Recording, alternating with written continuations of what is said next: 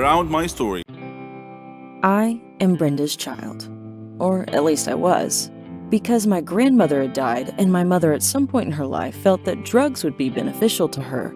I was put into foster care at the age of 2 and adopted at the age of 7. I have no real memory of Brenda, just her name and the last time I saw her. I was 7, and I had gone to a foster care agency for a visit. She brought me some strawberry candy. I remember my adoptive mother telling me to say thank you, and I did. Then Brenda got up and told me she would see me again. I went back to the agency a month later for a visit, and she never showed up. My mother was gone, and I was no longer her child. I was fully aware of being adopted because my adoptive parents, who I've lived with for the past 4 years, asked me how I would feel being their child, and I said I had no problem with it. So they adopted me and my biological sister at the same time. I can remember that when I got adopted, I was happy, but at the same time sad. I was happy because I had a family, a nice warm bed to sleep in every night, plenty of food to eat, and a place to run around. I was sad because I never got to say goodbye to Brenda, and the last time I saw her, I didn't take in what she looked like. I was sad because she never showed up to me again. She had lied when she said that she would. I'm not sure why I never saw Brenda again, but for years I looked at myself as an intrusion. I figured she didn't want to see me anymore because I needed things and that would get in the way of her buying her drugs. When I went to sleep, I'd have dreams that Brenda had been looking for me and found me. I'd have dreams that she would recognize me and come up to me and say, "It's me, your mother." But I never talked about these things.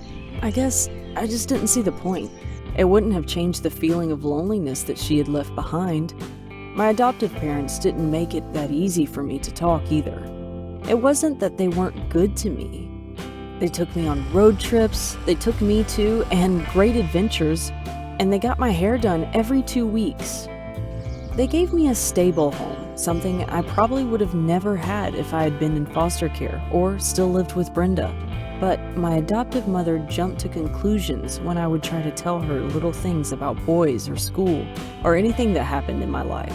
She always assumed I was getting in some kind of trouble.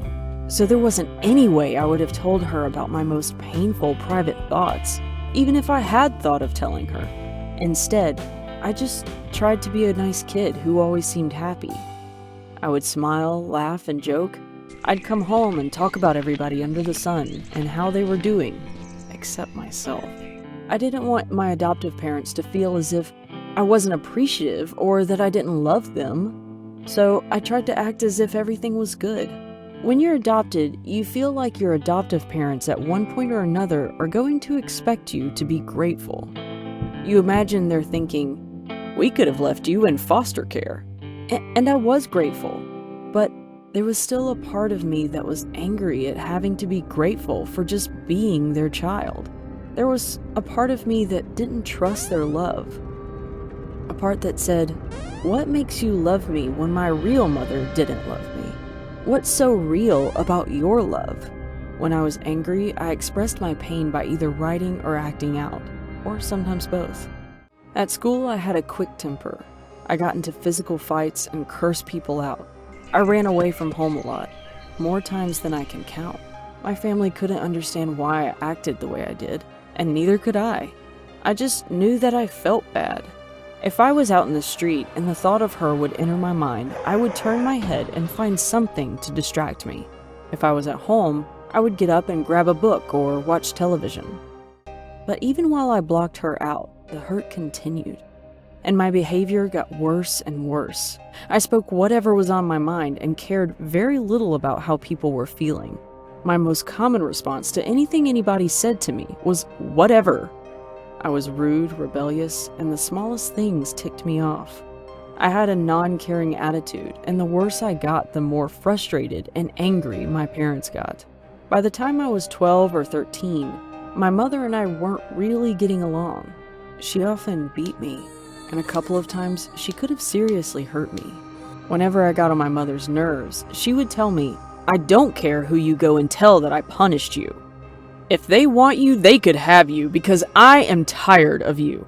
Or she'd say, I never had this problem with my sons. Why couldn't you be like them? I felt like my mother didn't want me, even though she had adopted me. I felt that she wanted a replica of her children, who didn't act out so much and didn't get in trouble in school standards I could never live up to. It didn't help that much that my extended family never really accepted me. Every Christmas, they acted funny towards me. I found out later that some of them never wanted my adoptive parents to adopt me in the first place. When things got really bad with my mom, I went to one of my aunts for help, and she threatened to call the police on me for running away. She didn't like me, and the truth is, she didn't like my mom either, and she just didn't want to be involved. I ran away for the last time when I was 14, even though my mother wanted me back. I felt she had put me through too much to return. I rejected the only family I had had for the last 10 years, a family I had come to feel didn't want me, but just put up with me, even though my mother wanted me back. I felt she had put me through too much to return. I'm 19 now, and I've been on my own for the last 5 years. I've lived with a friend, I've lived on the streets, and I've lived in a foster care home. I've grown a lot, but I haven't really come to terms with my feelings about being given up or about being adopted. I have friends and other people who support me now, so to a large extent the feelings of loneliness have disappeared, but my anger has not. Instead of blocking it out, I talked to my boyfriend about it and tried to make sense of it all. Maybe one day I will forgive and forget, but right now I feel like the only true family I will ever have is the one that I will one day start. I do have some contact with my adoptive mother. Sometimes I talk to her when I call my sister, who still lives with them.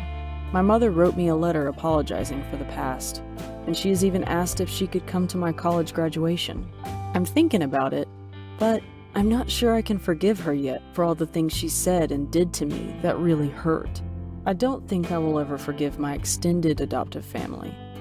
They weren't there for me and my mother when we were having troubles. They didn't stick by me. They made me feel like they never wanted me. To this day, I carry around with me this feeling of not belonging, and this feeling of wanting to belong. When I was younger, I was able to block the memory of Brenda out of my mind, but now it's not so easy. I look into the mirror and I want to know who I look like. If the children I intend to have one day ask, "Mommy, what was she like, your real mother?" I want to be able to answer that, or I'd like my kids to be able to ask her for themselves. It seems like the chance of finding her are as slim as the skin peeled off an apple, so I gave up on that. I realize I may never find her. I'll have to accept that. Still, I want to find her, and the thought of her comes into my mind often. I am angry at her. I am angry because she lied to me, and I am angry because she left me.